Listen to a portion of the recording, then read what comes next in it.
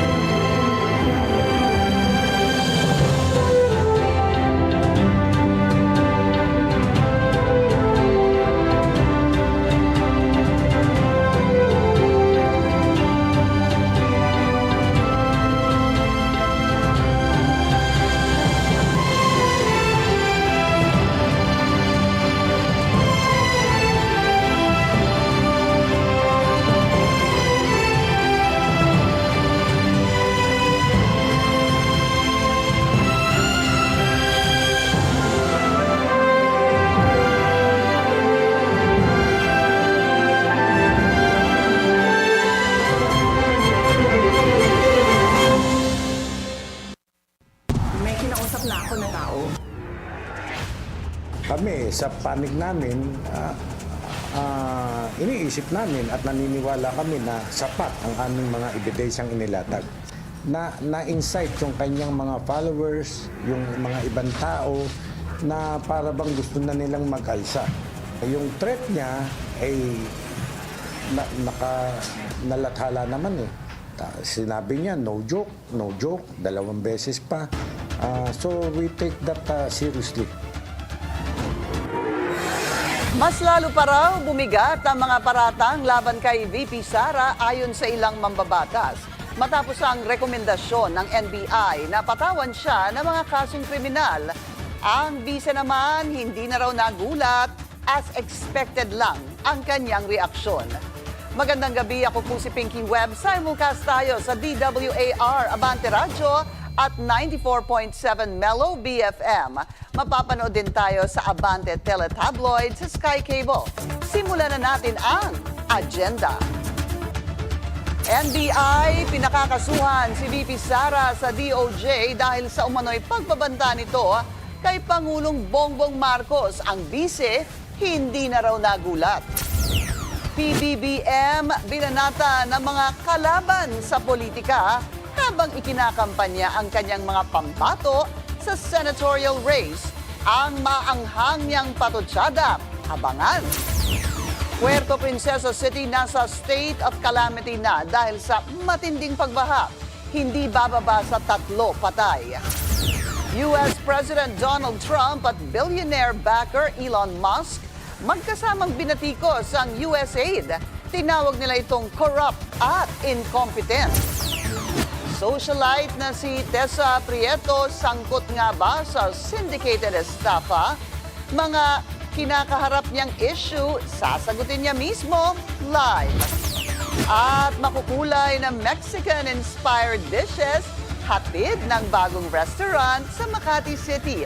Silipin yan sa unang patikim ng Billionario Bites.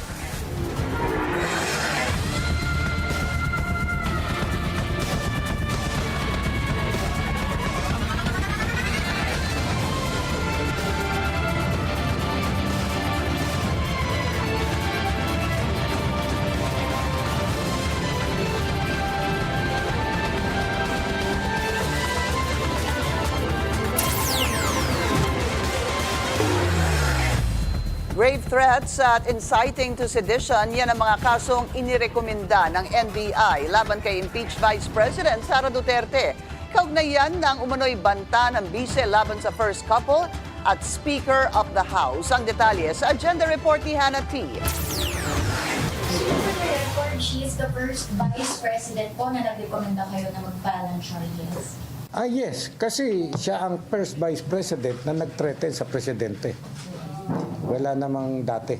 Matapos ang higit kumulang 2 buwang investigasyon, may sapat na raw na ebidensya ang NBI para magrekomenda ng mga kaso laban kay Vice President Sara Duterte.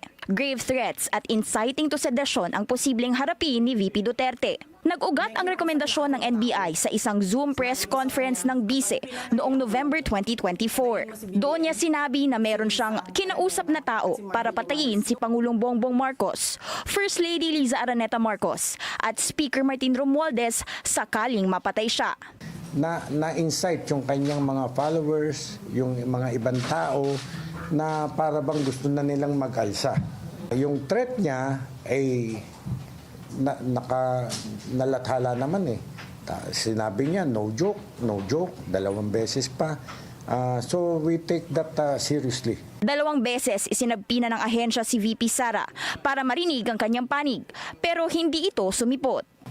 Kung nakipag-participate sa amin sa investigation, siguro maaaring maiba or what. But then, sabi ko nga, she waived her right to express her side. Kaya ayun, nag-depend kami sa mga evidence na present, sa mga testimonies na present, doon lamang kami nag-base. Kung maitutuloy ang kaso, posibleng umabot ng 12 taong pagkakakulong sa kasong grave threats ang parusa. At dahil online ito ginawa, pwede raw itong ituring na paglabag sa Cybercrime Prevention Act na magreresulta sa pagtaas ng isang antas ng parusa. Ang penalty para sa inciting to sedition ay umaabot naman sa 4 hanggang 6 na taon. Kami, sa panig namin, iniisip namin at naniniwala kami na sapat ang aming mga ebidensyang inilatag. Ipinunto pa ni NBI Director Jaime Santiago ang impartiality at unanimous umano ang desisyon niya kasama ang 5 pang abogado. Gusto ko ito yung manantili na pinagkakatiwalaan ng tao na kami ay political, straightforward. Wala sa aming nag-utos, wala sa aming nagdikta kung ano ang dapat gawin sa kaso. Pero aminado ang NBI na nasa Department of Justice pa rin ang huling desisyon kung aaksyonan ng mga kaso. Kung ang DOJ ay makakita ng prima facie evidence that magkakaroon ng certainty of conviction, ipapile nila ang kaso. Pero kung walang certainty of conviction, maaaring maibasura rin yung kaso na aming inirecommend, ipinail. Hindi pa muna umano magsasalita ang National Prosecution Service para hindi ma-preempt ang resulta ng evaluation at maapektuhan ang karapatan ng sinumang partido. Ayon din sa NBI, nakadepende na sa DOJ ang timeline ng investigasyon. Hindi naman nasurpresa si VP Sara sa naging rekomendasyon ng NBI.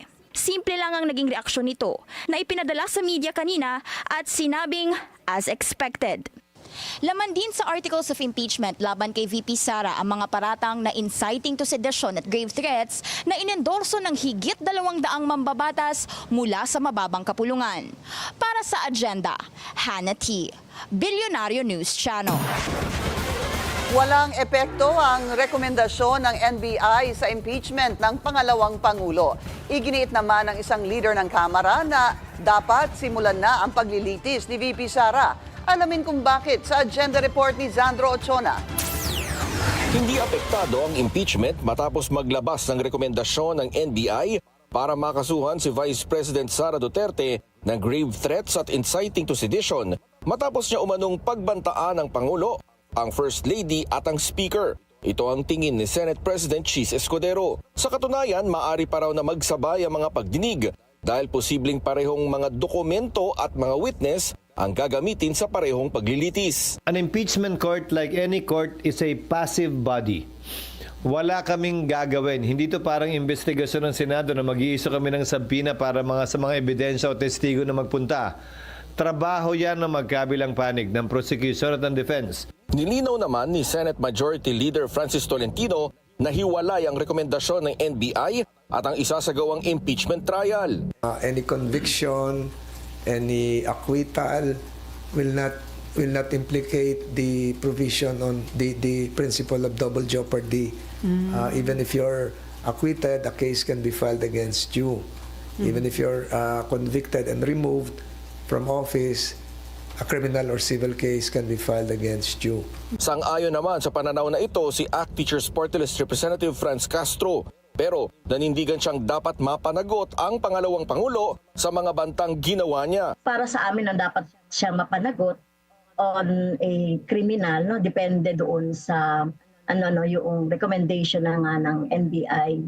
At iba rin, tingin ko iba rin ito doon sa impeachment complaint. So ito criminal, yun namang impeachment ay pagpapanagot ng accountability as public official. Tingin pa niya, posibleng mapalakas ng rekomendasyon ng NBI ang impeachment. Pero syempre, ang prosecutors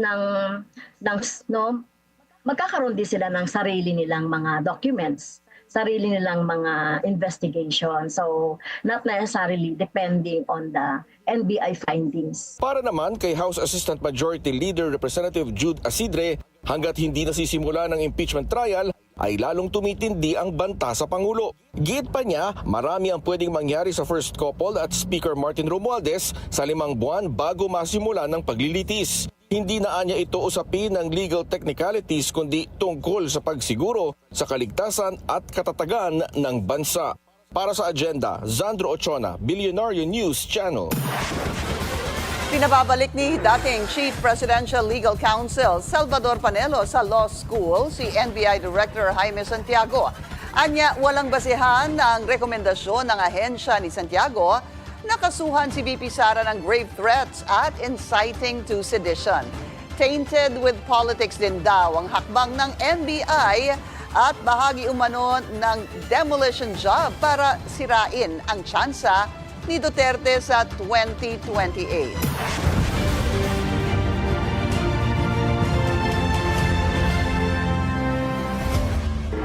Binanata ni Pangulong Bongbong Marcos sa mga kalaban sa politika sa isinagawang kick-off campaign rally ng Alyansa para sa Bagong Pilipinas sa Ilocos Norte. Ang maaanghang na patutsyada ni PBBM sa agenda report ni Zandro Ochona. Kagaling kin kakabsat na imbag nga malemyo amin. Ginamit na pagkakataon ni Pangulong Bongbong Marcos sa campaign sortie ng Alyansa para sa Bagong Pilipinas senatorial slate para buweltahan ang mga kalaban sa politika. Bukod kasi sa buong pagmamalaki sa kalibre ng kanyang senatorial lineup, may pasaring din siya sa mga hindi nila kandidato. Hindi pangkaraniwan ang mga aming kandidato. Hindi po kagaya ng mga nakikita natin sa mga iba't ibang partido. Hirap na hirap makakuha ng kanilang mga miyembro. Ang aming pong ipinagmamalaki at pinaglalaban ay subok na at matagal nang nagseserbisyo sa publiko. Nagtataka nga ako, parang yung mga iba na naging kandidato nag-deliver lang yata ng suka, nabigyan na ng certificate of candidacy.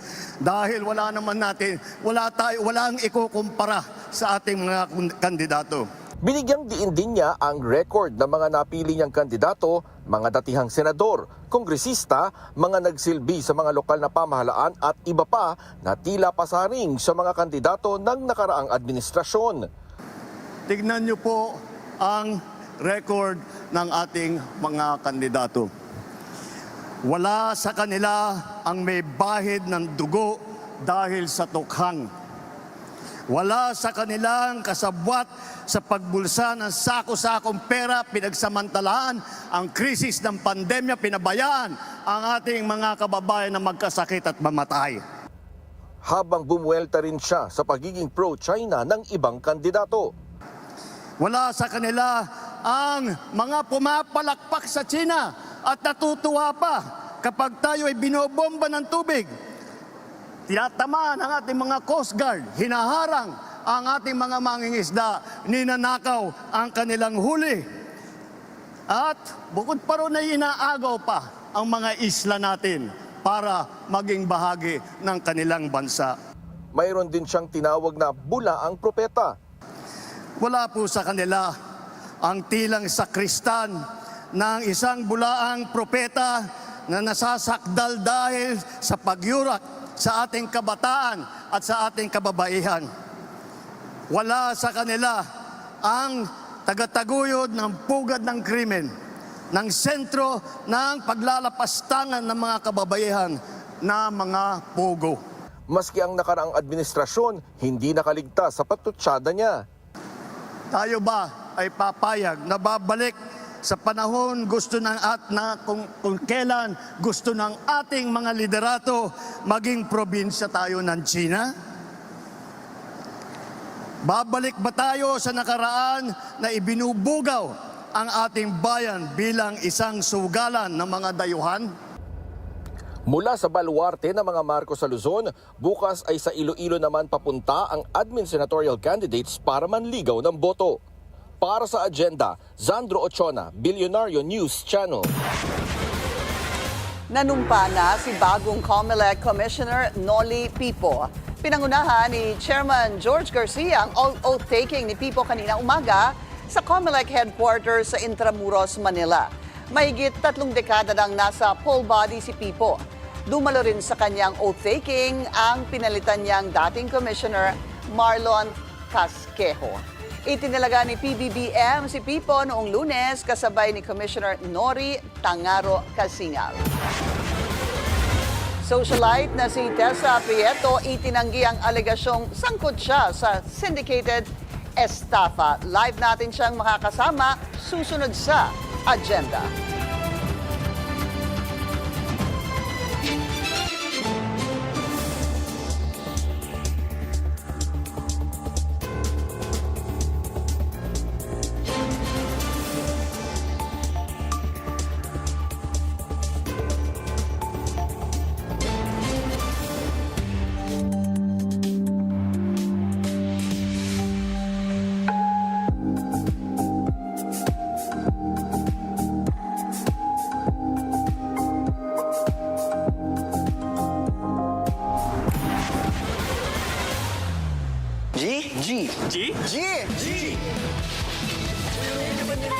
You're always G to G. Basta kasama mo ang Glow 5G and G Fiber. GG guys! GG!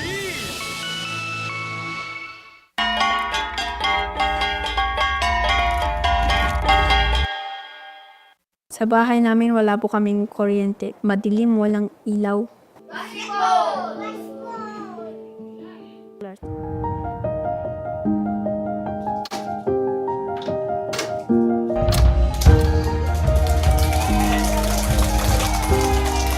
And then Bakian Ginyawan is very lucky to have the solar panels.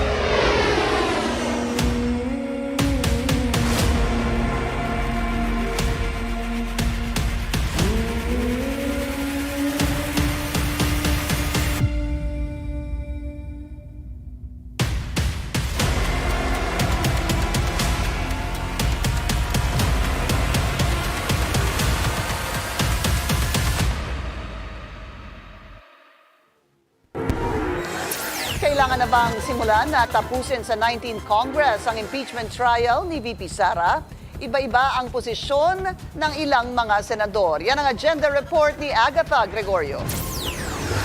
Senado ang magdedesisyon kung kailan sisimulan ang trial ni Vice President Sara Duterte.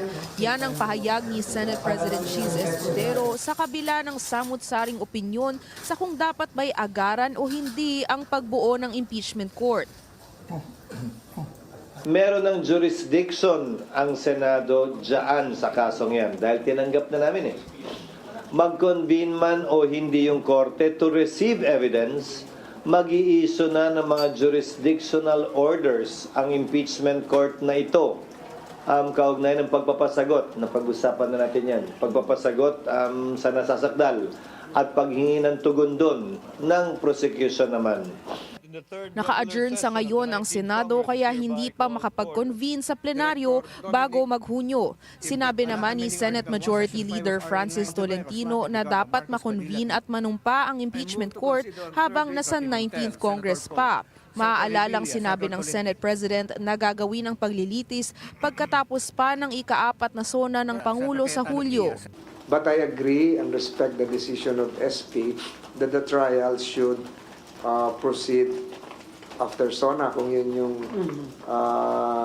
gusto niya. Pero yung sinasabi ko ay baka meron ding various opinions coming from mga constitutionalists, perhaps even the side of the accused herself can raise an issue. Sabi rin ni Tolentino, nagsisimula ang impeachment proceedings sa pag-convene ng korte. At dyan lang din daw pwede mahinga ng tugon ang vice-presidente. Pero ani Escudero, maaari na itong gawin kahit di pa nag-convene bilang pre-trial matter. When you say without convening as an impeachment court, by analogy, let's use the current courts. Nando na kasi yung korte. So mag-i-issue siya ng mga order, yung judge, bago pa mag-trial. Hindi pa naman technically trial yung pag-issue ng summons eh. When you say trial shall forthwith, trial means reception of evidence. Wala pa tayong reception of evidence. Ayon naman kay Tolentino, posibleng magkaroon ng jurisdictional issue kung ideklara ng Supreme Court na dapat agad na aksyonan ang impeachment sa Senado. Para naman kay dating Senate President Tito Soto, mas mainam na ngayon pa lang ay dalhin na ang issue sa Korte Suprema. May mga opinion din kasi na continuing body ang Senado kahit matapos ang 19th Congress patungo sa 20th Congress na may mga bago ng halal na miyembro. Mabuti pa, tanungin na. Justiciable yung issue eh. Kaya pwedeng i-take up talaga ng maaga ng Supreme Court yun. Makakatawid ba o hindi?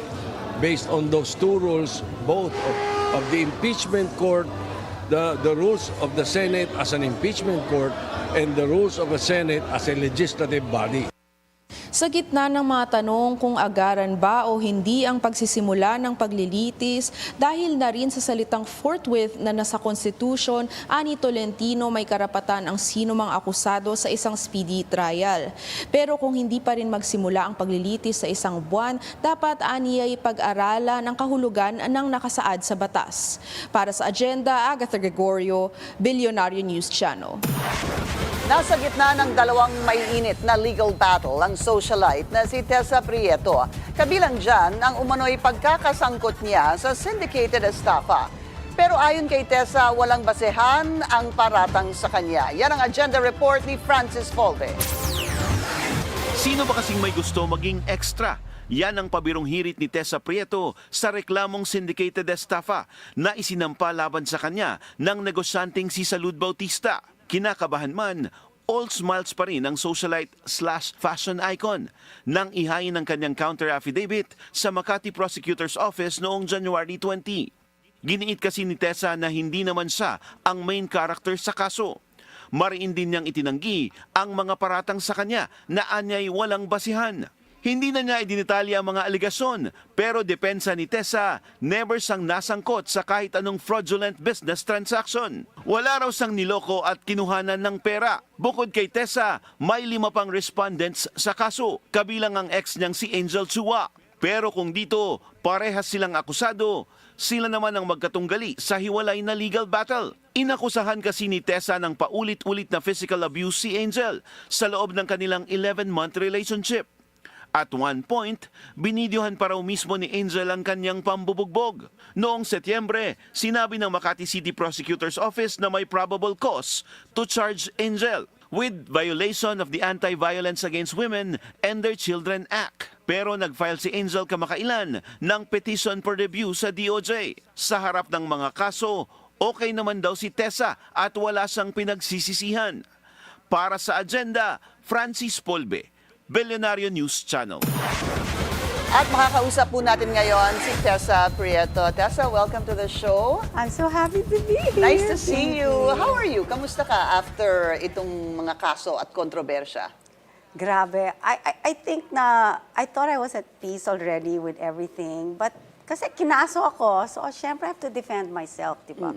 I really kept quiet for a year, meaning I said, charge it to experience. Alam mo yon, everything na lang happened for a reason. So, and then my father passed away pa. So sabi ko, quiet na lang ako. I'm in another relationship, so I'm happy na. Pero yun na nga, kinaso ako with something na hindi naman ako dapat doon eh. So I said, we're all victims here. And another victim accused me of being part of her. Itong syndicated estafa. Yes. Okay, kasi dalawa yung kaso na pag-uusapan natin. We're talking about the syndicated estafa now. Are you at liberty? Pinapayagan ka bang sabihin sa amin kung exactly ano yung allegation against you? Yung sa syndicated estafa, it's still going to be a trial, parang ganon. I'm so na with the law. But I was, of course, instructed not to say anything about the case. So Okay. yun lang. But I can share my experience, and that's what I want to do now of what happened to me. Kasi yung kaso Ano ng... nangyari sa'yo? Kasi meron akong kaso with, I filed for vowsy. Yeah, yun yung pangalawang kaso. Yung pangalawang kaso is to defend myself to the possibility of anything that would happen in the future. To show na I was not in the right mind and stuff like that. And yun na nga, I was just really protecting myself. Okay, so kailangan natin itabi yung, let's set aside the syndicated estafa because Yes. you're saying you can't really talk No, about I can't that. talk about Okay. both, actually. Kasi yung vowsy ang nakasakaso ngayon. In fact, that angel had already requested I stop talking about it. So I'm here really to defend But for context, women. Tessa, hindi nila kilala si Angel, ganon, okay? So yan yung ikaw ang ex-lover nag-file. ko. Yeah, okay. Ikaw nag-file ng vowsy, Yes, no? I Violence did. against women Yes. and children. Yes. Just a quick question on that. It is a lesbian relationship, Yes, right? exactly. Is that covered by the vowsy? Kala ko nga, yung vowsy, it's like violence against women by a man or something. Pero it's like violence against a person. Yeah. And I think they just ruled like 2023 na it includes lesbian relationships. So I didn't know that as well. It was really for me because I did things that I wasn't aware of legally. So I said like I wanted to make sure that I was protected. And I think in the end I said, even if tapos na, it's been a year na, parang they were like saying, ba't ka pang iingay ngayon? I said, it's because abuse is abuse. You know, and it took me so much energy to come to this. Because I said, like, alam mo, kung if we women, it's abuse can start off with just sigawan, di ba? And then it becomes a little more violent, hanggang talagang may physical. And I was told na, parang abuse to is like, if you don't go to medical legal, even if you have photos, wala yan pala. It has to be a video or something like that. And thank God that digital now is admissible na. And so, like, I don't want to talk about the case because I'm here to really share my experience and to share na mga women, no matter what age or profession and everything, you always have the right, a human right to speak up. You know, Tessa Prieto is known to be, you know, very energetic, Yes, a of course. happy person. No? Yeah. And then may pinagdaanan ka palang ganito. What really, I mean, you said it took you a year, no? I Yeah. understand that you said that earlier, but what really pushed you to do this? Did you consult your family and all that? Yes, your I did. kids? And they all, in unison, said, tapos na yan. You're out of that. Yung parang, tapos na. I was coming from a 26-year marriage, you know that, you know, and it was hard. And I wasn't looking for love. And parang, alam mo, I just love being in love. You know, and my fault is, I love with no para. Alam mo yun, all out Non-stop. lagi, non-stop lagi ako. And I was coming from so much, this being so vulnerable and everything. So na-love bomb ako. Di saya ako, di ba? And I never expected this at all. And parang there was so much red flags na, pero I didn't listen to my family. I think what the turning point was, like, my family sort of iniwasan na ako, support and whatever it is. And I think in the end, I really feel na it was my family and self-love na lang talaga that stopped and ended the relationship, and that to continue on with this one. So how were you able to get out of it? Siguro kasi you can't really talk about the case, no? And you want this to be a learning lesson to you and to the people out there. What made you get out of this relationship? I made a decision. You really have to, parang talagang sarili ko na I could not anymore face my family and my kids. There was already sobrang separation na.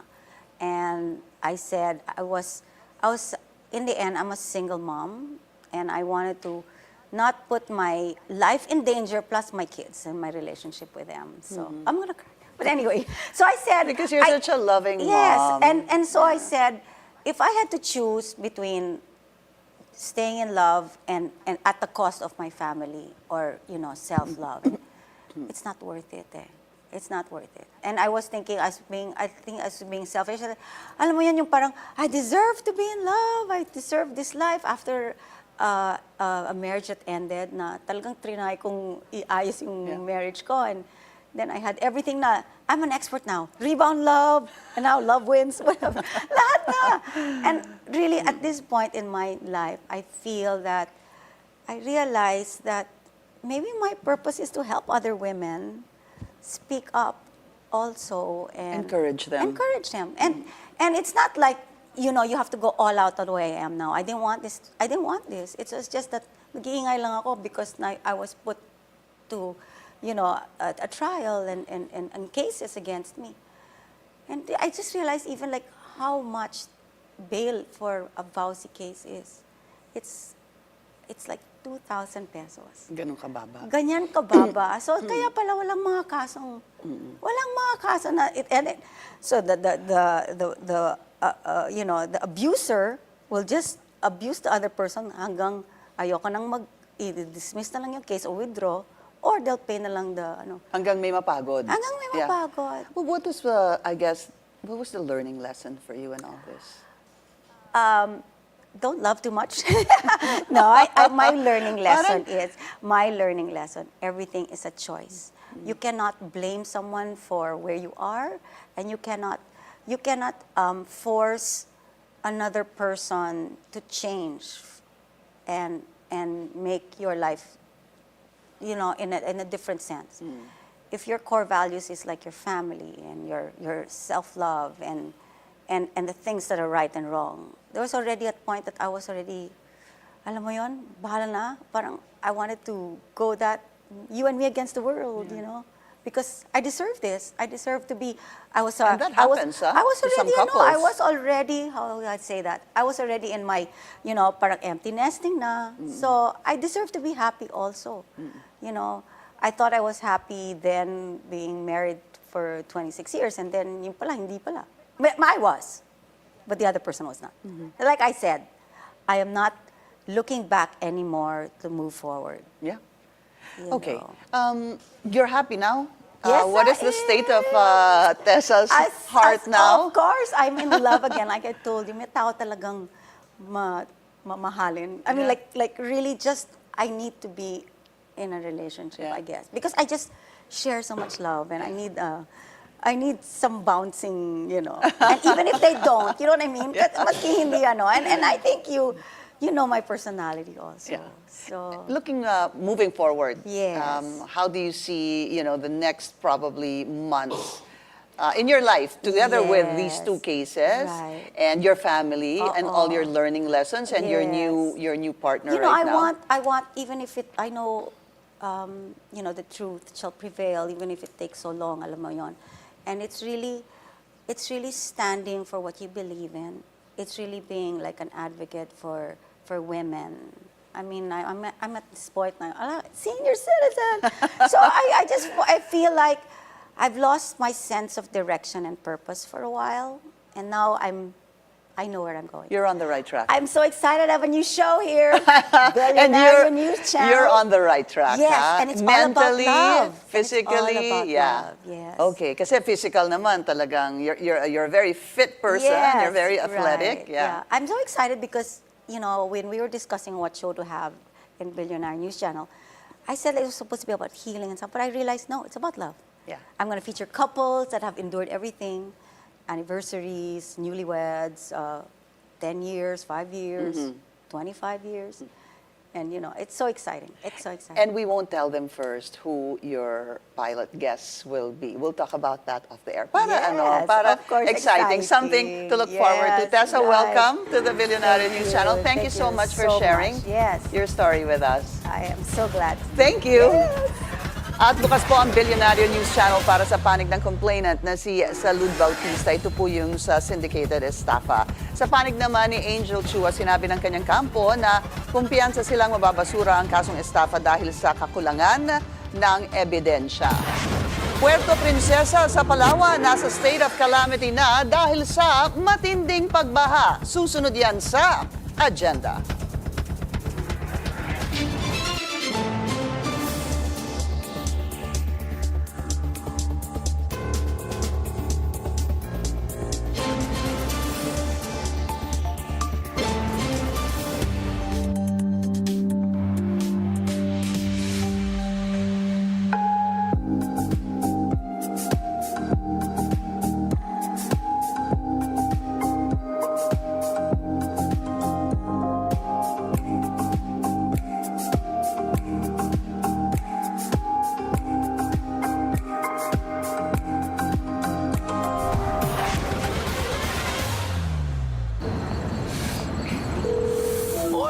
Singapore. Can you walk with me? Of course. When your worlds need to get closer, enjoy roaming rates that you can afford. Para kasama mo ang globe all through your stay. Ang mealtime stress, nakakasira ng fizz. Para stress alis, try Magnolia Chicken Templados. Easy lutuin for mommy. Sarap na sarap ang family. Magnolia Chicken Templados. Sarap made easy. On Trade Talks, we unlock the tricks of the trade from managing the economy to starting and growing a business. We also got you covered on the latest tech trends. And we will keep you up to date on what's new in the lifestyle of the crazy rich. Tune in to Trade Talks. Catch Trade Talks. Tune into Trade Talks only here on the Billionaire News Channel. You're watching Business 360, where we break down the numbers, connect the dots, and give you the developments and insights you need to navigate, adapt, and lead. Canada and Mexico impose retaliatory tariffs against American products. The Department of Agriculture declares a food security emergency to address rising rice prices. U.S. President Donald Trump says America will take control of the war-torn Gaza Strip. And that's it for Business 360. I'm Mikey Oreta. Keep it here on BNC, the Billionaire News Channel, always on top. There is actually around 4 to 6 billion of unpaid claims still. That was way back, I think, 2020 to 2022. But recently, the current accounts, are very good now. They are trying to pay us as fast and as efficient as for the past, year under Mr. Ledesma. So actually, what we're actually asking them to have to pay for us are those bills that were there for around 2 to 3 years ago, which amounts to around 4 to 6 billion. Hello, I'm Rain Musni. Catch up with us on Newsfeed Business. Facts on global trends. At the very moment, the clock is quickly ticking down to meet critical political priorities. Keeping you updated on business news whenever, wherever. It's a dagger at the heart of the average American family. It is just outrageous. Newsfeed Business with Rain Musngi. Thanks for making us your daily source of financial insights. Keep it here on BNC. Hope is a very, very big thing when it comes to, a journey like cancer. And as a narrative coach, it's all about reframing the stories in our heads. Because we all have stories in our heads. That's how we make sense of our lives. Now, are all our stories in our heads true? 100%? No, because they're subjective. So we bring in gratitude, the gratitude journaling practice. We bring in self-kindness to go into self-love. And then, with self-love comes hope. Yeah. The motivation to, there's another day. Instead of looking at the cancer, look at what's here. There's support around you. There's people who love you. It's another day. It's another beautiful day. Nagluluksa ngayon ang bansa dahil sa pagpanaw ng Filipina culinary powerhouse na si Margarita Gaita Flores. The life and legacy of Gaita sa agenda report ni Joash Malimbad. Kilala ng marami si Margarita Gaita Flores bilang isa sa mga pinakaprominenteng chef at restaurateur hindi lamang sa Pilipinas kundi pati na rin sa iba't ibang parte ng mundo. Siya lang naman ang founder ng mga sikat na restaurant na Chibo, Grace Park Dining, Luso by Margarita Flores at marami pang iba. Noong 2018 naman, ginawaran siya ng Knight of the Order of the Star of Italy. Oh my God! I feel like Miss Universe! Para sa kanyang mga kontribusyon sa Italian cuisine at culture. At noong 2019, pinangalanan siya bilang United Nations Ambassador for Gastronomic Tourism. Sa likod ng mga parangal na ito, two-time cancer survivor din si Chef Gaita. Ngayong araw, nagdaos ng isang misa ang Chibo sa Quezon City. Chibo family members, old and young, actually, I just want to give you my biggest thank you, my biggest grazie di cuore from the heart to all of you for being part of the Chibo family. Itong Chibo yung unang restaurant na in-establish ni Chef Gaita noong 1997. Ipinatayo niya ito noong umuwi siya sa Pilipinas matapos siyang mag-train ng 10 taon sa ilalim ng mga veteranong chef sa Italy. Kaya naman karamihan ng mga putahe dito legit na Italian cuisine kung i-describe ng mga customer. Pumanaw si Chef Gaita sa Hong Kong nitong Martes sa edad na 65. Para sa agenda, Joash Malimbad, Billionario News Channel. Nasa state of calamity na ang Puerto Princesa sa Palawan dahil yan sa matinding pag-ulan na dulot ng shear line. Ilang lugar sa lungsod ang binaha ayon sa Office of Civil Defense. 3 ang naiulat na namatay habang 2 ang nawawala. We're a bit concerned of the low pressure area that's developing, although outside our Philippine area of responsibility, there's a forecast that's telling us that it might cause rain still in Palawan. So we're monitoring this because really the ground is really saturated. No? If you can imagine, 350 millimeters of water was brought by this shear line, and on the average, it's just 30 millimeters. Umiinit ang debate sa pagitan ng isang opisyal ng Philippine Coast Guard at isang senatorial candidate na kumukwestiyon kung meron ba talagang West Philippine Sea. Ang detalye sa agenda report ni Bri Bruselas. Mali at unfair daw para gamitin ng West Philippine Sea para lamang sa benepisyo ng isang kandidato ngayong 2025. Muling sinagot ni Philippine Coast Guard spokesperson for the West Philippine Sea, Commodore J. Tariela, ang pahayag ni Sagip Party List Representative Rodante Marcoleta na wala daw makitang West Philippine Sea sa kahit anong libro at mapa. Si Marcoleta ay tumatakbong senador at kasama sa slate ng PDP laban. Etong mga ganitong statement, kaya ako pinapatulan lang. Kasi baka may mga Pilipinong mag-isip na wala nga talagang West Philippine Sea at mali ang ipinaglalaban nating West Philippine Sea. Dagdag ni Tariela, hindi niya alam kung absent ba si Congressman Marcoleta nung naipasa ang Philippine Maritime Zones Act. At sa pagkakaalam niya, walang kumontra dito. Tumataas naman daw ang kamalayan ng mga Pilipino kung ano ang importansya ng West Philippine Sea at kung bakit ito laban para sa taong bayan. if we're going to elect members of Congress or members of Senate who are very clueless about what we're fighting for. Pretty much, kung ito pang mga iboboto natin dito ay mga pro-China. So, I think this is the right time for us to make sure that our voters will really be very wise right now to consider that this electoral positions are those who are supporting our fight in the West Philippines. Hirap din daw ang PCG at AFP na makakuha ng suporta mula sa Kongreso para sa karagdagang budget para sa modernization. Para sa agenda, Brie Bruselas, Billionaire News Channel. Banned sa White House ang international news organization na Associated Press. Hindi kasi sumunod ang AP kay US President Donald Trump na tawaging Gulf of America ang Gulf of Mexico. Pumalag ang AP sa ginawa ng White House at tinawag itong banta sa freedom of expression and public access to independent news. Ang Google Maps nag-comply na at binago ang pangalan ng Gulf of Mexico sa mapa nito. Binatikos naman ni Trump at ng kanyang billionaire backer na si Elon Musk ang US aid.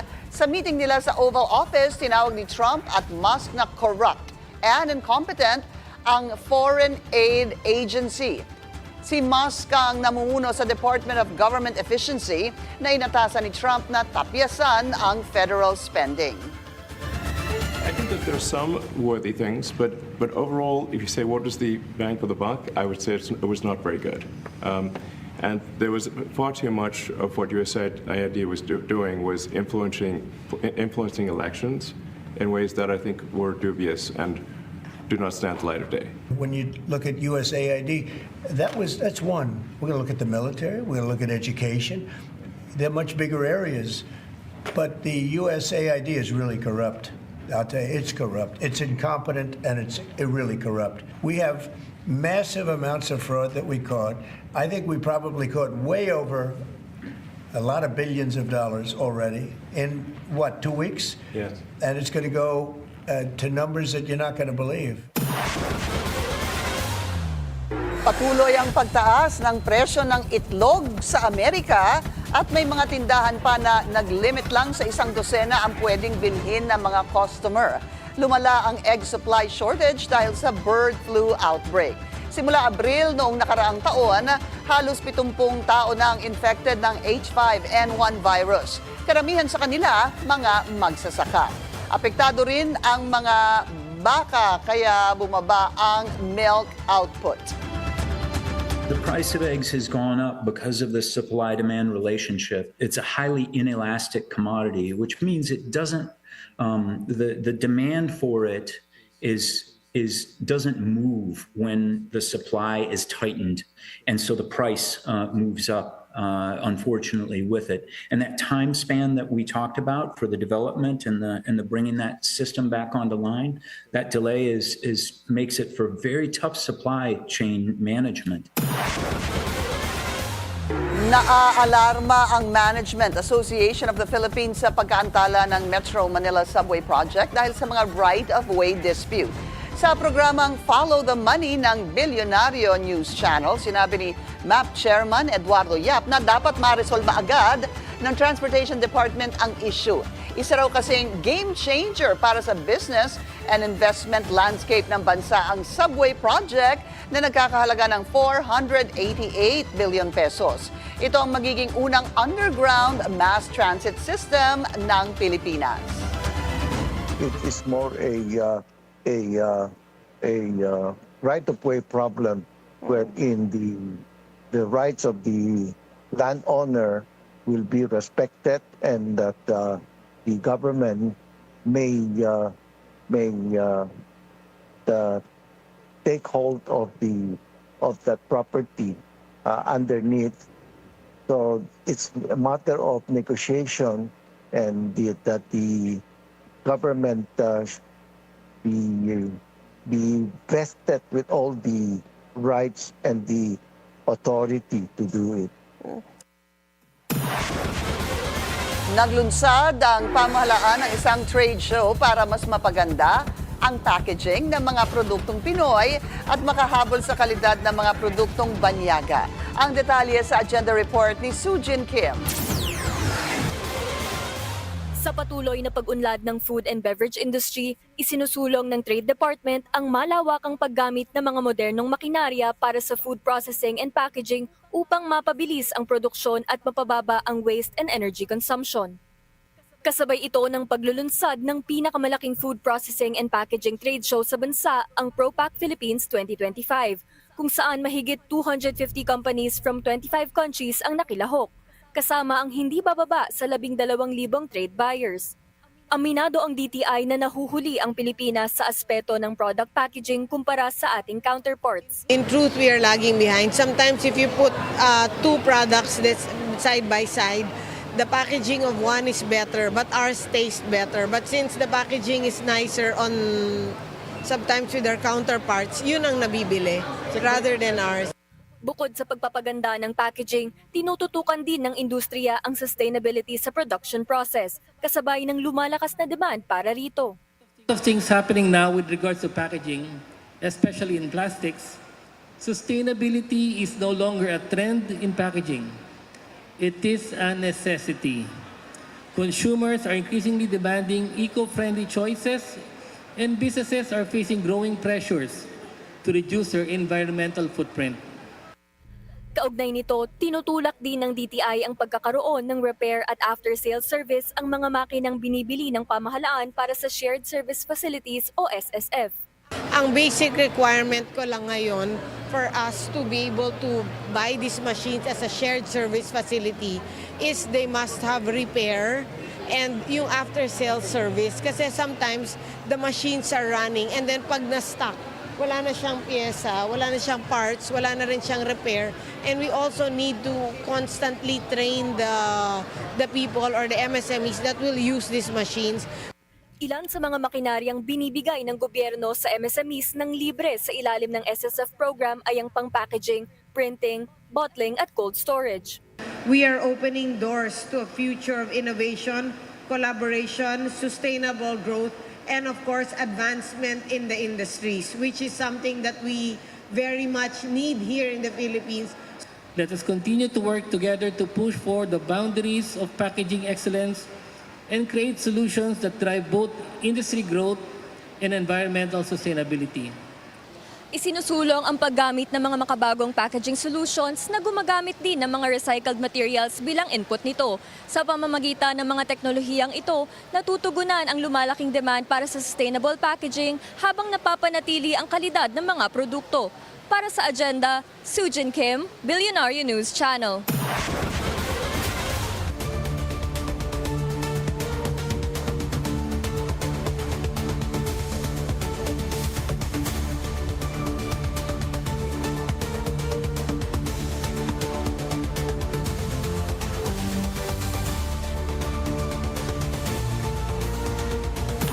Bagamat may mga hamon ng luxury car industry sa bansa, positibo pa rin ang tingin ng bilyonaryong si Willie T10 ng Auto Hub Group sa merkado. Kasunod ang paglunsad din nila ng mga bagong modelo. Narito ang agenda report ng ating mobility correspondent, G. Baroga. Pagani, Rolls-Royce at Mini. Ilan lang ito sa mga luxury car brand na ibinebenta sa ilalim ng Auto Hub Group na pinamumunuan ni bilyonaryo Willie T10. Ayon sa kanya, natapos ang 2024 na may average sales dahil sa ilang mga economic bump. Pero naging maganda pa rin ang performance ng mga Auto Hub brand kumpara noong 2023. Isa ang Auto Hub Group sa mga top automotive dealers sa Pilipinas na nagdadala ng mga premium car brands sa bansa sa loob ng halos 3 dekada. Ayon kay Titen, ilan sa mga hamon na kinakaharap ng industriya ngayong taon ay ang mas matinding kompetisyon, mas mataas na interest rate, maging ang pagtaas ng mga gastusin. Para sa 2025, nananatiling optimistic ang kumpanya na ipinagdiriwang din ang kanilang 26th anniversary ngayong taon. We're here to grow with the market. Hopefully everything will turn out better. Hopefully interest rates would go down. Competition is really, really tough. There's so many brands coming in, diba? So the margins are really, really small. So that's the one that is a challenge for automotive dealers, no? So we hope that things will get better, but the biggest is still the interest. At bilang panimula, pinangunahan ni Titen ang unveiling ng all-electric Mini Aceman na ayon sa kanya ay may mababang charging cost at malaking savings para sa mga owner. Hinihikayat niya ang mga tao na subukan ng mga electric vehicle, kahit pa aminado siyang malaking hamon ang kakulangan ng mga charging station. Dahil dito, nananawagan siya sa gobyerno na suportahan ang industriya sa pamamagitan ng mga insentibo. I would suggest both sides do not wait.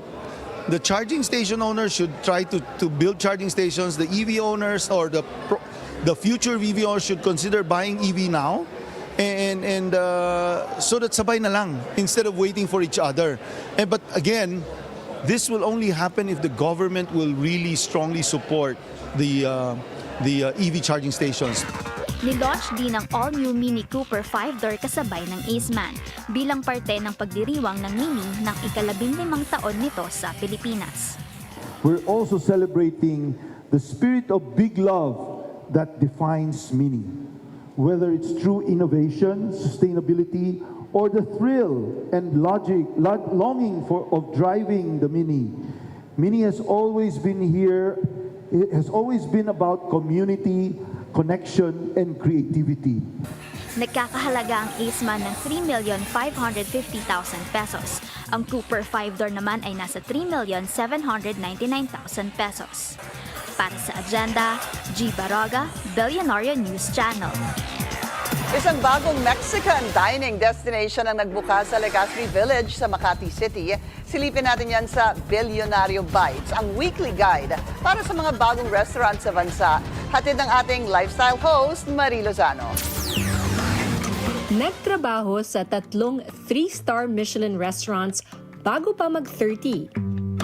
Nakakabilib ang young at talented chef na si Cara Davis. Nalibot niya ang Canada, New York, Chicago, Spain, London at Mexico. Nahasa ng mga 3-star Michelin chefs sa restaurant na Arzak, Alinea sa Chicago at 11 Madison Park sa New York. 18 years old pa lang nang umalis si Chef Cara, pero nasa puso niya noon pa man ang pagbalik sa bansa. Ang homecoming project niya, ang Halong Restaurant. Yeah, so in Ilonggo, halong means like to take care, like to nurture. It's like here in Manila when they say like ingat. Yes. When you say goodbye to someone, like no, like take care of yourself. So it's like an endearing way of not saying goodbye, but saying like to take care. Plano niyang magtayo ng farm-to-table restaurant sa Cavite, pero sa ngayon, ipapatikim muna niya ang kanyang pagkain sa kabubukas lang na restaurant sa Legazpi, Makati. Dahil 8 taon siyang nagtagal sa Mexico, malaki ang impluwensya ng Mexican flavors sa kanyang menu. So that's what I would say is like our style, even in halong, like for the flavors just to be bold and like explosions of flavor in the food.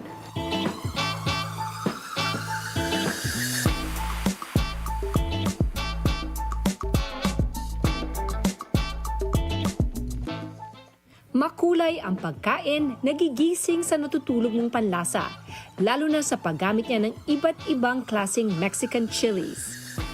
Pinatikim niya ang shrimp agua chile. Normally very spicy, so we've kind of adjusted it. The roasted red peppers are a little bit sweet. The morita chili, that's the smoky. We add the chili guajillo, a sweeter, nuttier chili. And then the lime juice gives you like that acid. This plate looks so beautiful, so refreshing. Citrusy, spicy, it's so good. It's so fresh. There's something about the flavors that makes you just feel like you're on vacation. I love it. So this one is our crab shawan mushi. So it's kind of our savory version of taho. I love the texture of it. It's really, really creamy and silky. It's like a warm hug. It's delicious. Ang susunod na dish ay espesyal dahil wala pa to sa menu. Ang uni risotto. Pinaghalo dito ang swaki or sea urchin at kalabasa. Okay, so I heard that this is not even on the menu. And we're getting a preview before anyone else. Lucky us. Oh my God, that's delicious. It's creamy, citrusy.